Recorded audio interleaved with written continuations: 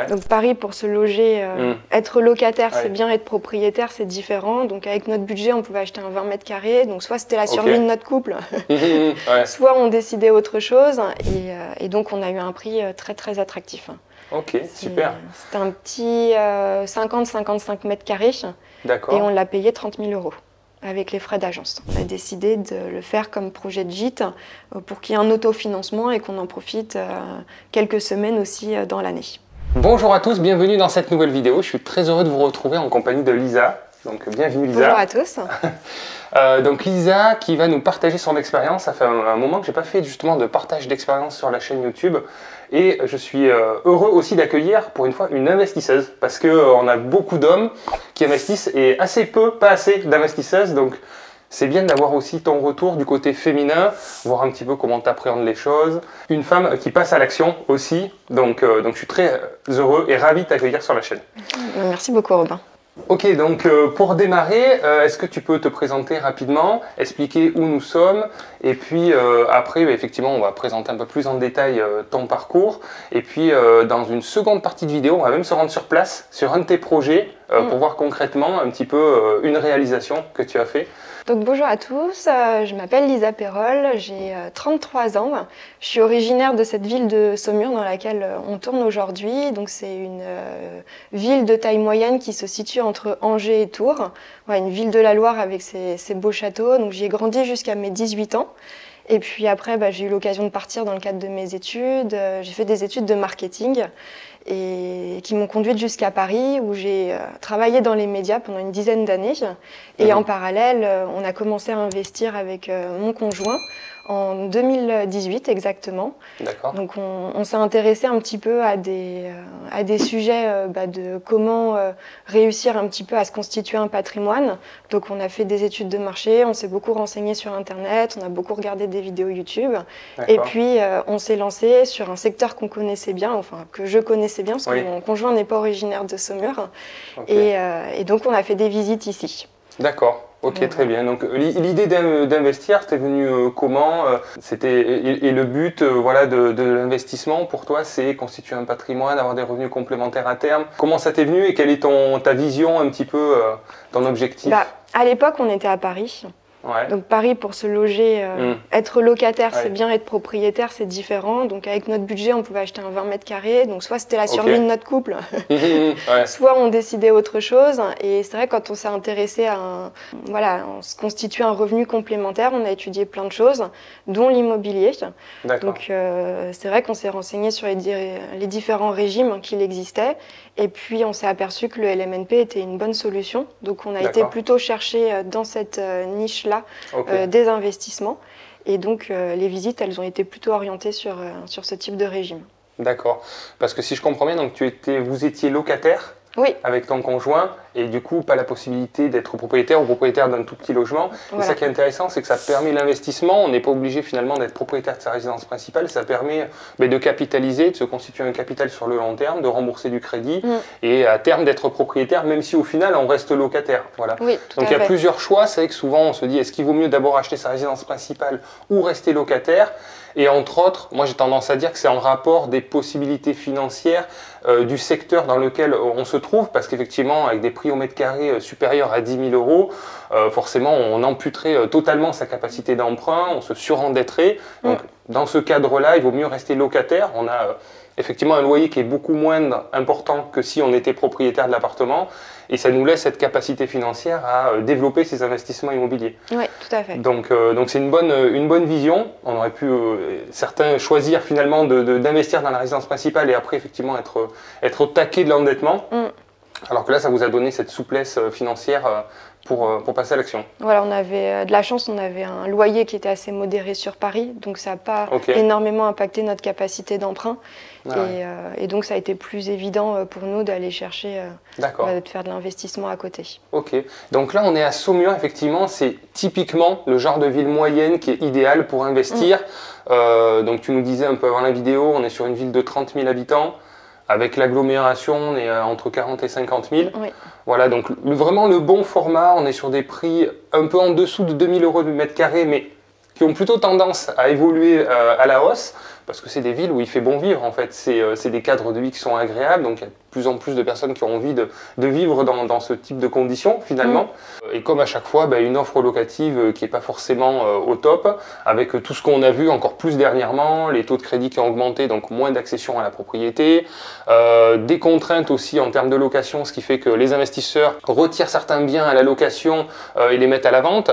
Donc moins de biens, plus de demandes. Voilà, on a cet effet ciseau où justement on reprend le pouvoir finalement sur les demandes locatives, ça explose. Donc après, tu vas nous parler un peu justement de tes projets et ton expérience en termes de location sur ce type de secteur. Donc 2018, est-ce que tu es passé vite à l'action? Tu as commencé par quoi? Quel a été ton cheminement? Parce que c'est quand on veut débuter, souvent, on le voit avec justement nos clients projets locatifs, ils ont du mal à franchir le pas, ils ont pas mal de peur, pas mal de craintes. Qu'est-ce qui a fait que toi, tu es passé à l'action, qui t'a rassuré, qui t'a permis justement de franchir le pas? Vers quoi tu t'es orienté au début? Quelle était ton idée, ta vision? On y est allé petit à petit, comme je pense beaucoup d'investisseurs. Donc, on a fait à peu près un bon week-end de visite sur Saumur. On avait sélectionné plusieurs biens, donc un peu différents. Ok. Et à la suite de ça, on a pesé le pour et le contre de certains biens. Et c'est vrai que, étant sur notre premier investissement, il fallait qu'on soit sur quelque chose d'un peu plus sécurisant. Oui. Donc notre choix, il s'est orienté sur un appartement qui est à Bagneux, donc une commune qui est au sud de Saumur, mais qui est juste vraiment à la périphérie, qui touche Saumur. Appartement dans une copropriété des années 1970, donc pas un beau bâtiment, mais un bâtiment voilà, très, très bien, partie commune propre, structuré, pas d'ascenseur, donc les charges de copropriété qui étaient assez faibles aussi. Et l'appartement en soi, il était au dernier étage, quatrième et dernier étage. Toutes les huisseries étaient en double vitrage. Et après, c'était plutôt de l'aménagement intérieur, donc rafraîchissement de cuisine, de salle de bain, un petit peu de peinture, de décoration, un nouveau sol parce qu'on avait le petit carrelage ancien. Mais voilà, ça restait pas des gros travaux. On était sur un secteur qu'on connaissait et on a bénéficié d'une bonne opportunité. C'était une succession. D'accord. Donc les descendants voulaient rapidement vendre le bien, tout à fait. Et donc on a eu un prix très très attractif. Ok, super. C'était un petit 50-55 mètres carrés. D'accord. Et on l'a payé 30 000 € avec les frais d'agence. Donc voilà, c'était un très petit bon prix. projet. Oui, mais c'est bien, ça permet de passer à l'action, voilà, sans miser un montant trop important dès le début. Oui. Donc parfait, et des petits travaux. Voilà, globalement, on était autour d'une enveloppe de 50 000 € avec les meubles, les travaux. Donc il y a eu toute l'électricité qui a été refaite, donc passage sous baguette, et puis l'installation d'un sol, cuisine. Et avec mon conjoint, on a fait la partie peinture et l'aménagement, la décoration. D'accord, très bien. Donc ça, c'est un appartement que vous allez voir en location longue durée, colocation, comment vous avez exploité? Longue durée directement. Donc, en meublé. Oui. Alors, ce qu'on a fait et ce qu'on a bien fait, donc dès qu'on a eu les clés, on avait déjà validé nos équipes d'artisans sur place. Donc ils ont pu intervenir dès la signature. Les travaux, donc on a eu les clés début avril, les travaux ont eu lieu au mois de mai. Et au mois de juin, on n'avait pas fini du tout la partie décoration, mais on a mis une annonce de location en disant qu'il sera prêt mi-juillet. Ouais, parfait. Et on a commencé à avoir des demandes. Et une personne nous a gardé l'appartement, est venue le voir au mois de juin pendant les travaux et nous a dit « je vous le prends directement ». Sans qu'il soit terminé. Exactement, sans qu'il soit terminé. Donc on avait fait les projections 3D avec des logiciels sur Internet. Excellent. Donc la personne se voyait vraiment dedans. Et on a fini les travaux et le week-end, on a pu donner les clés. Excellent. Donc, c'est pas mal. Donc au final, voilà, ça a été rapide. Dans l'espace de 3-4 mois, on a pu louer l'appartement. Très bien. Du coup, on peut se poser des questions. Donc, quatrième étage, est-ce que ça peut freiner aussi en termes de location? Est-ce qu'il y avait un parking, un garage? Est-ce qu'il y avait tout ça? Ou finalement, comment ça s'est passé la location finalement? Parce que c'est vrai qu'au-delà de 3 étages, on peut se poser la question. On se dit, ça peut être un frein. Est-ce que vous êtes posé la question? Et est-ce que finalement, ça a été une complication ou pas forcément?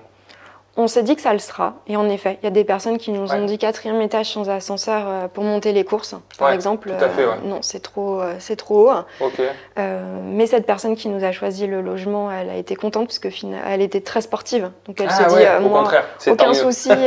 Et en plus, il y a un petit balcon avec la vue sur le château de Saumur. Donc elle était ravie par la vue. La hauteur. Donc pas de voisins au-dessus aussi. Effectivement, ça c'est un sacré argument aussi.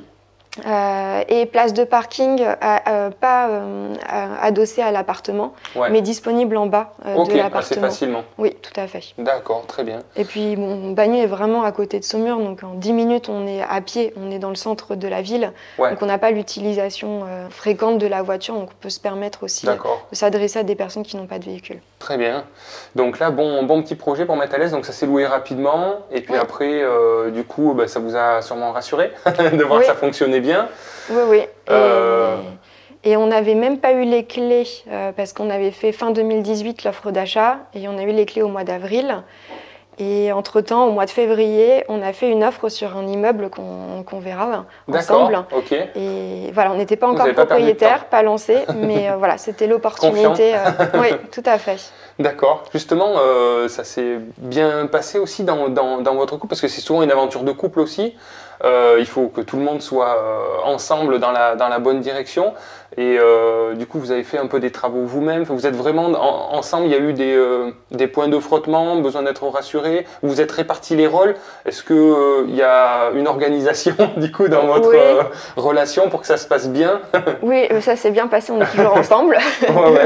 Mais en effet, moi je suis de nature un peu plus stressée, lui il est plus posé.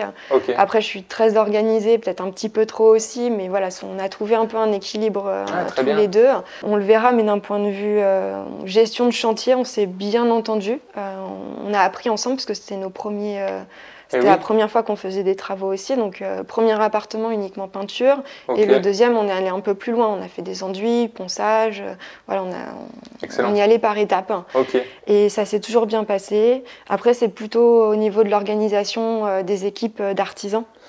Où ça a généré du stress parce qu'il y a eu certains retards aussi qui ont été tout le temps, qu'on a connus. Souvent. Donc voilà, moi qui suis une nature stressée, ça m'a un petit peu inquiétée et puis le prêt qui allait, les remboursements de crédit qui allaient tomber, donc voilà un petit peu d'appréhension par rapport à ça.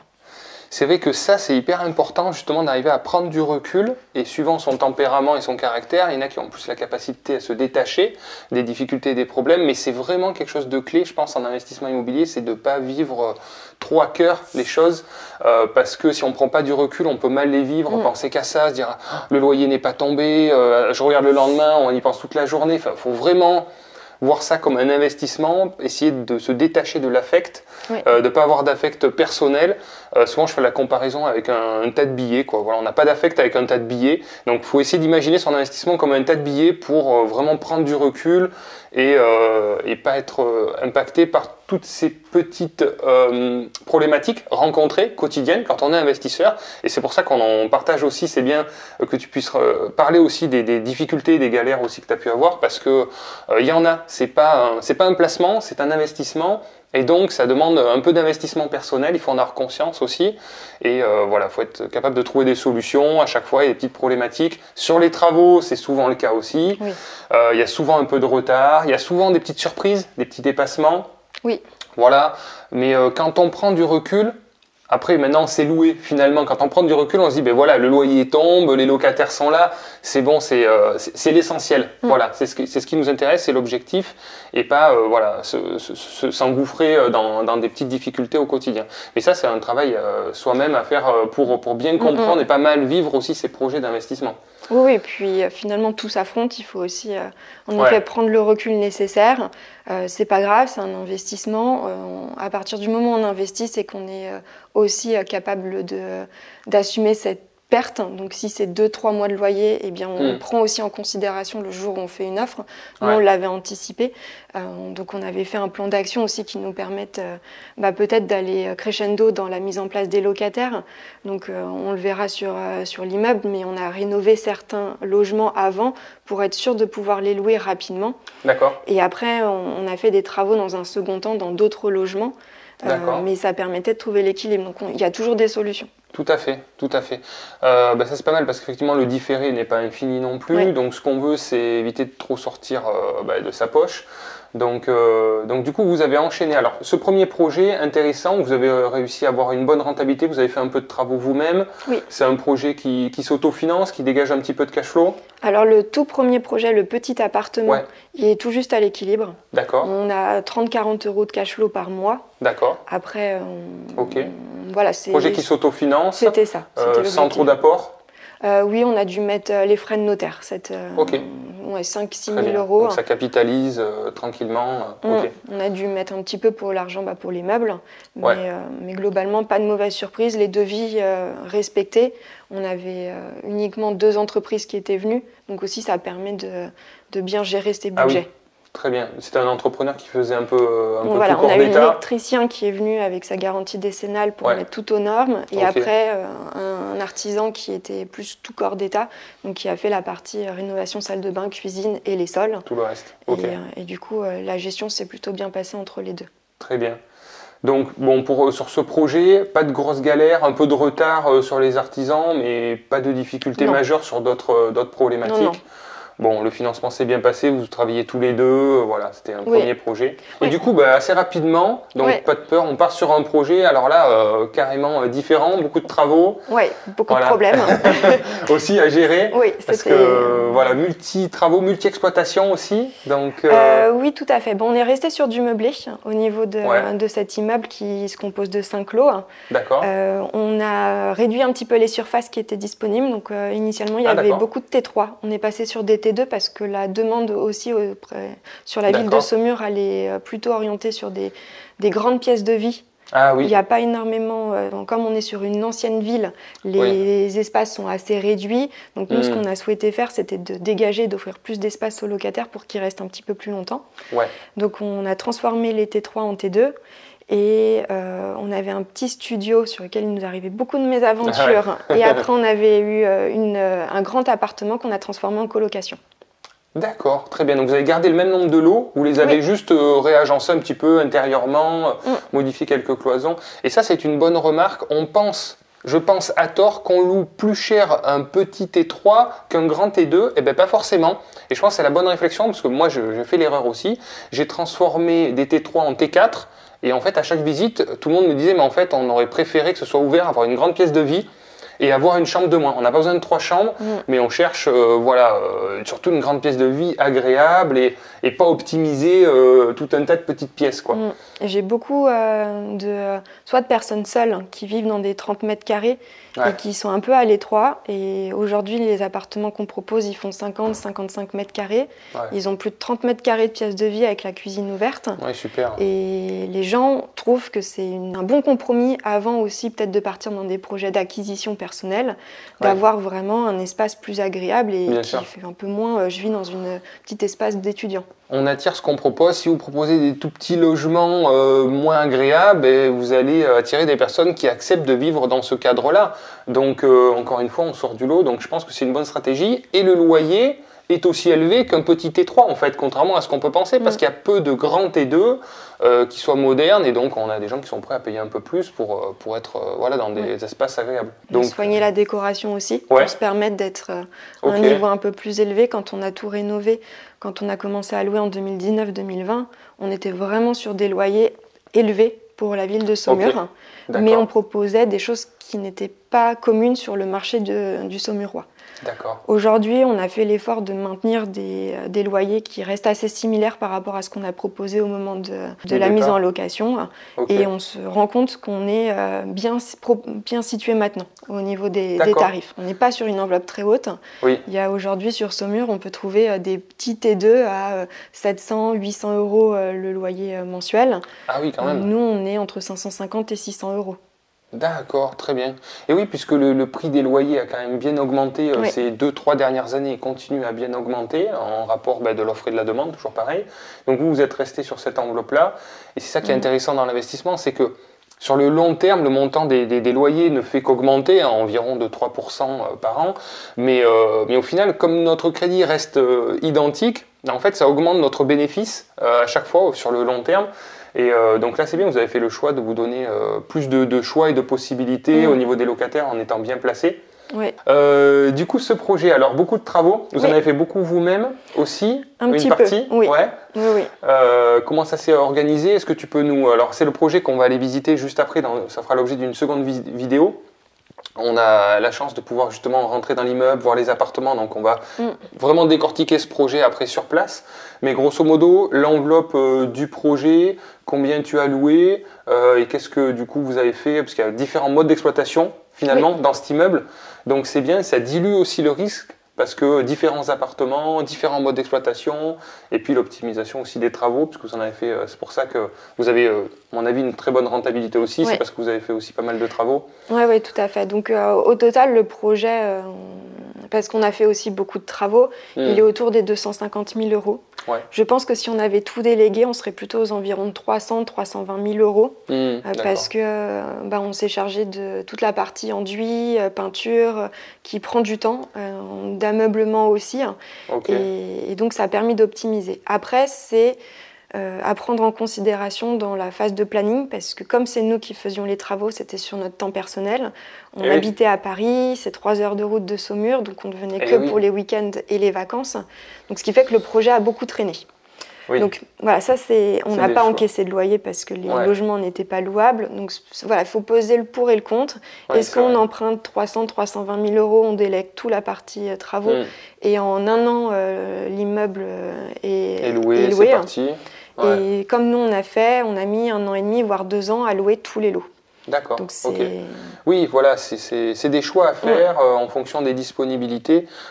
Donc, coût total du projet, on a compris 250 000 euros. En termes de revenus locatifs, on est à peu près sur quelle enveloppe on détaillera après quand on ira sur place, mais pour donner grosso modo quelques chiffres. Entre 2 000 et 2 500 euros.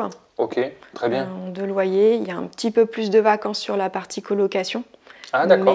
Mais autrement, ça reste un bon projet financièrement. Donc, des projets en location longue durée pour 4 appartements, si j'ai bien compris. De la longue durée pour les 4 en meublé et un appartement en colocation, c'est quoi? C'est 2 chambres, 3 chambres? 3 chambres. 3 chambres. Il n'y a pas de pièce de vie. D'accord. Voilà, on a transformé le salon en chambre pour booster aussi la rentabilité. Et donc la pièce de vie, c'est la cuisine et l'entrée. Et après, on a les 3 chambres. Donc la pièce de vie, c'est la cuisine, quoi. Exactement. En fait. Voilà, il n'y a pas le salon et tout ça. Non. Ok. Pas de salon, pas de télé. Voilà, c'est quelque chose de.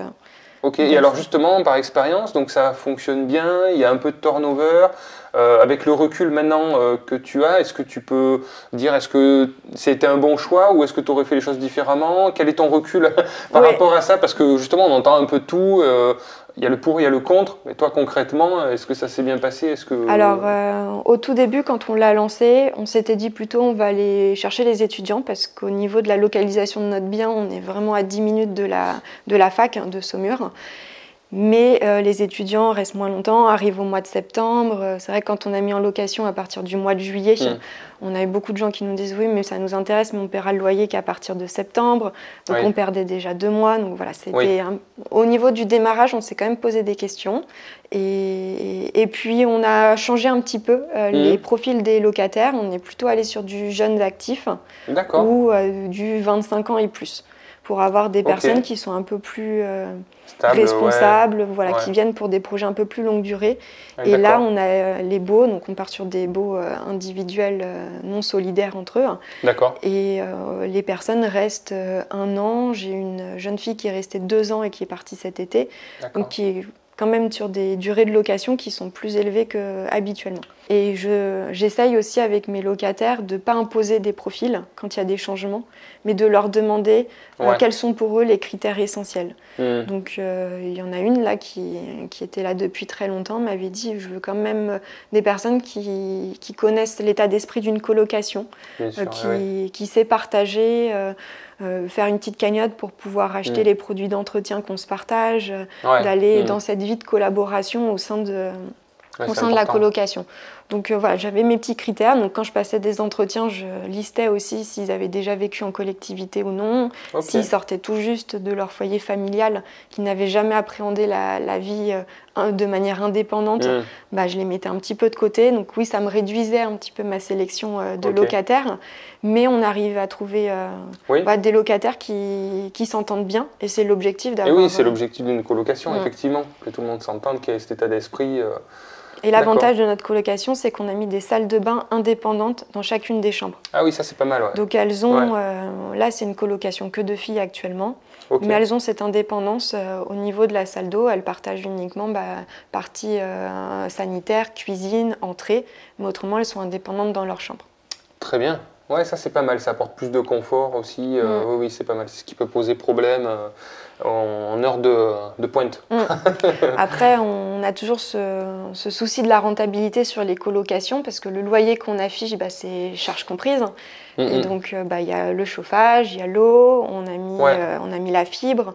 Donc, au sein d'un loyer qui est autour des 380-400 euros, on a quand même 100 euros de charges entre les charges de l'immeuble, de la gestion avec la sortie des poubelles, le ménage, plus des frais qui sont à l'intérieur. Donc, on s'est posé la question pendant un moment de le repasser en classique, en T3. Donc, il faudrait qu'on enlève une salle d'eau pour refaire une chambre, la refaire redevenir un salon. Voilà, sauf que la salle de bain nous a coûté 6-7 000 euros à créer. Donc pour le moment, on laisse la colocation. On a réussi à trouver cette optimisation au niveau des profils. Donc on a un petit peu moins de turnover qu'avant, que sur les étudiants.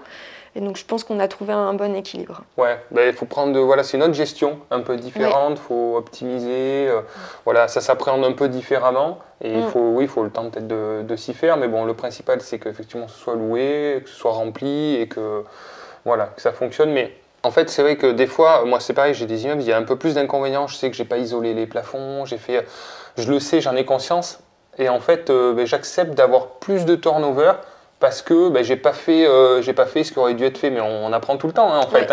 Donc c'est des choix à faire. Ça se loue quand même tout le temps parce que l'offre elle est belle en fait, les appartements sont bien, c'est bien décoré, c'est propre et tout. Mais il y a cet inconvénient, je sais qu'il y a cet inconvénient là qui fait qu'au bout d'un moment il y a du turnover. Donc il suffit de l'accepter. Le principal c'est de ne pas avoir trop de vacances locatives et vraiment être dans cette position délicate où vraiment ça se loue pas. Ce que tous les investisseurs ont peur au début, ça va pas se louer, on va pas trouver de locataire, mais en fait quand il y a une demande qui est très forte et qu'on a des produits de qualité, en fait ça fonctionne bien. C'est vrai que moi, mon entourage pour tous nos projets nous ont dit le meublé sur Saumur, mais ça prendra pas. Ils n'auraient pas de demande. Les gens préfèrent du nu, venir avec leurs propres meubles, s'approprier l'espace. Et on y est allé quand même dans notre idée et finalement on a des profils aussi auxquels on n'y aurait pas pensé. C'est vrai qu'on s'était dit plutôt on est sur des petites superficies, on va s'adresser à des jeunes ou étudiants, jeunes actifs et on a eu des clientèles professionnelles qui venaient dans le cadre de missions. Et oui, bien sûr. Pendant 1 ou 2 ans, on a aussi des personnes qui sont dans des situations de divorce et qui ont besoin d'avoir un tremplin le temps que la maison se vende, que le divorce il soit prononcé. Donc un meublé, ça correspond tout à fait. Eu des nouvelles personnes qui viennent pour des CDI aussi. Ils préfèrent, ne connaissant pas la ville, ne pas partir dans un achat. Ils arrivent avec leurs valises. Tout à fait. Ok, très bien. Bon, donc du coup, ça s'est arrêté là? Non. Non, ah bon? Et ça après, on a continué. Ça t'a conforté, en fait, encore plus? Une fois qu'on avait tout loué, on a pensé un petit peu à nous. D'accord, ok. On a essayé de partir de Paris pour acheter notre résidence principale, sauf que c'est tombé pendant la période du Covid. D'accord. Tous les Parisiens recherchaient à acheter aux environs de Paris. Bien sûr. On a attendu 1 an, on n'a pas trouvé de logement, donc on s'est dit, on va continuer d'être locataire sur Paris. Et on avait quand même besoin d'avoir une petite bulle où on pouvait respirer un peu plus. Donc on a continué, on s'est dit pourquoi pas renchaîner sur un autre investissement, mais avec une approche résidence secondaire, gîte. D'accord, ok. Donc on a regardé un petit peu autour de Paris les différents secteurs qui s'y apprêtaient, les prix aussi, puisqu'on aurait pu investir en Normandie, mais c'est pas le même budget. Donc on est allé investir dans le Morvan. Ah oui, d'accord. Et on est tombé sous le charme d'une vieille ferme qu'on a acheté. Les prix sont assez bas là-bas et on a décidé de le faire comme projet de gîte pour qu'il y ait un autofinancement et qu'on en profite quelques semaines aussi dans l'année.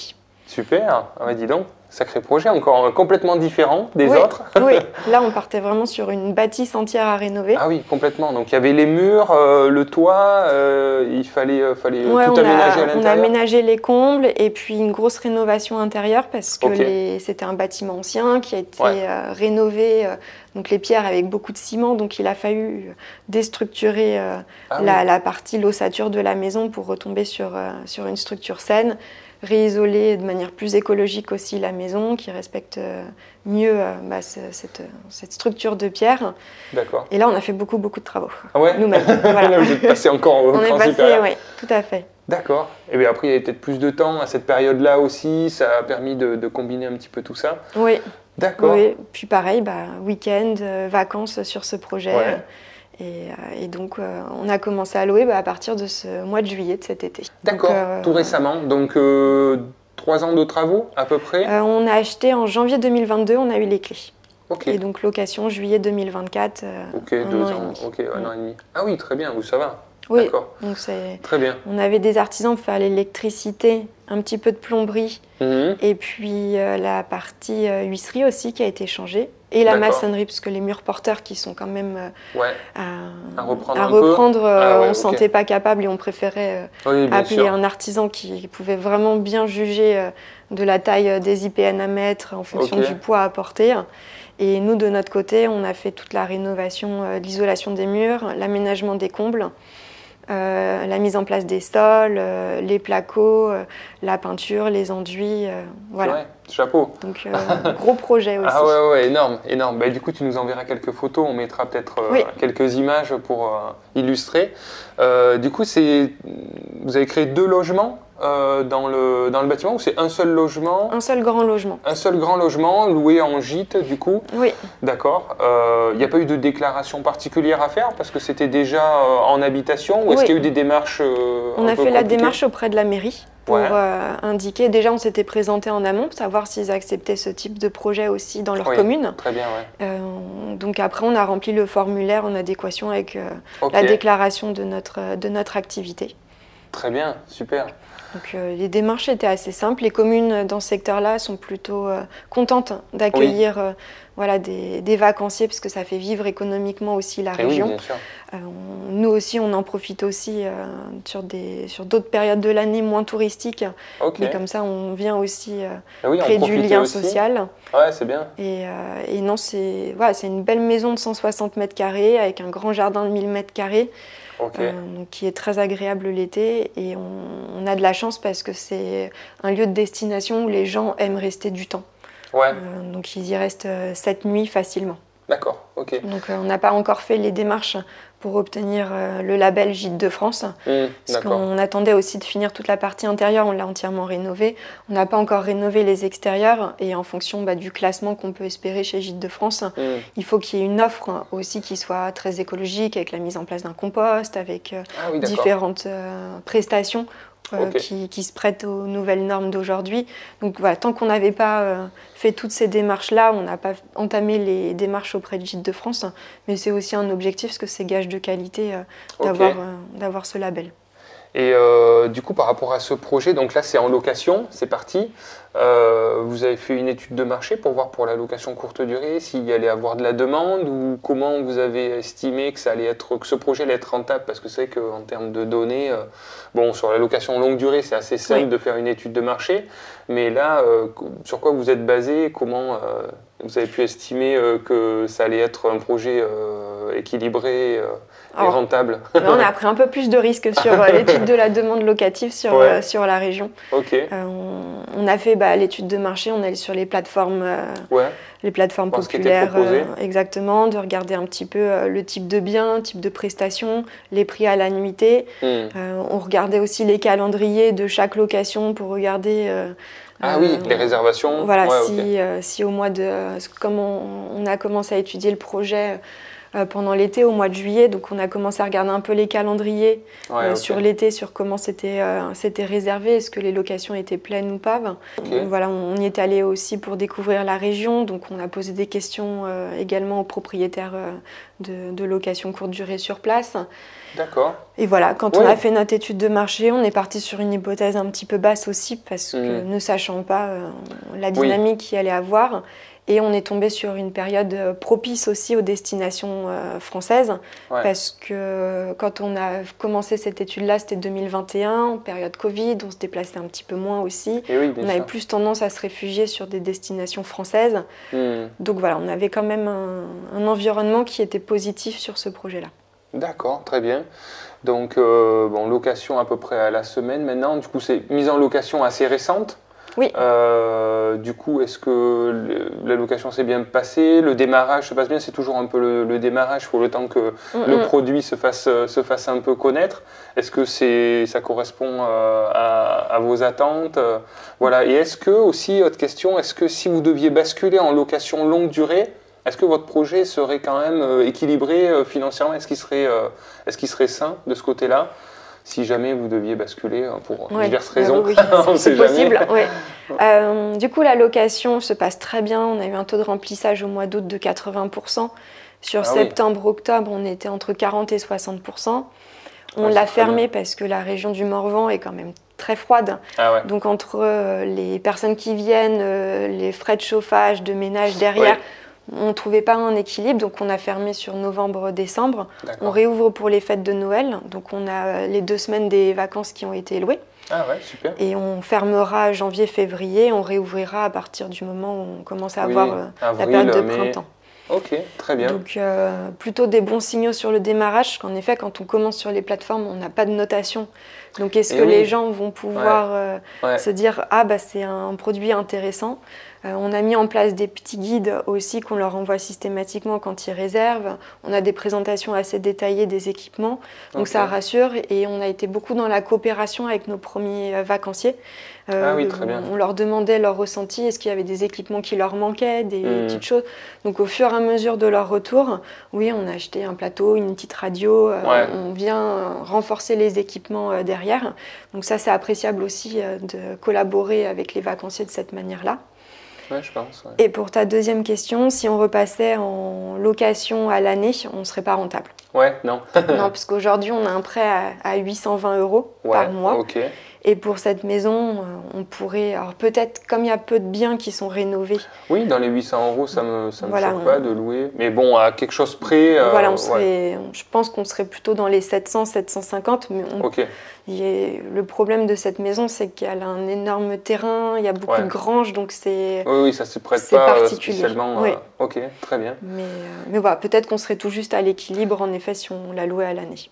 Et là, pour être équilibré financièrement, combien de semaines vous devez louer ou quel est votre seuil de rentabilité en termes de location pour être flat au niveau des charges?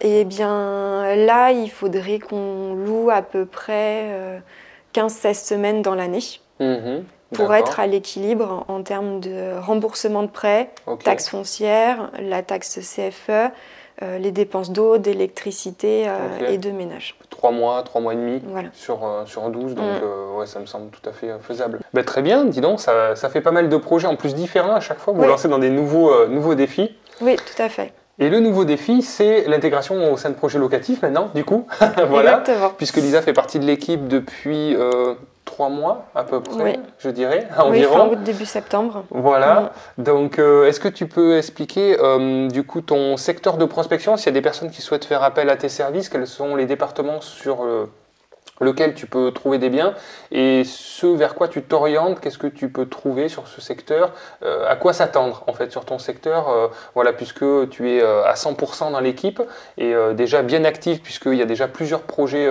en cours avec des clients déjà bien avancés, donc un bon démarrage d'activité. Mais voilà, est-ce que tu peux expliquer ton secteur de prospection et le type de biens que tu affectes particulièrement pour proposer à des clients qui souhaitent passer à l'action? Donc j'ai quitté Paris aujourd'hui, donc maintenant je suis dans les Yvelines et au niveau de mon secteur, donc je vais couvrir le 78, le 27 et le 28, qui vont être un peu mes départements de prédilection.